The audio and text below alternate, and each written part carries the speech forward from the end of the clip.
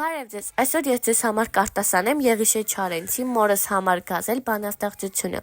Դե ինչ գնացինք, մորս համար գազել։ Հիշում եմ դեմքը քո ծեր, Մարիմ Անուշ ու անգին, լույս խորշոմներ ու գծեր, Մարիմ Անուշ ու անգին։ Ահա նստած ես տան դեմ ու կանաչած թթենին, դեմքից տվեր է գցել, Մարիմ Անուշ ու անգին։ Նստել ես լուռ ու տխուր, հինորեն ես հիշում այն, որ եկել են ու անցել, Մարիմ Անուշ ու անգին։ Եվ հիշում ես քո որդուն, որ հեռացել է վաղուց, ուր է արդյոք հեռացել, Մարիմ Անուշ ու անգին, ուր է արդյոք հիմա նա, ողջ է արդյոք, թե մեռած, եւ ինչ դռներ է ծեծել, Մարիմ Անուշ ու անգին, եւ երբ հոգնած է եղել եւ երբ խաբվել է սիրուց,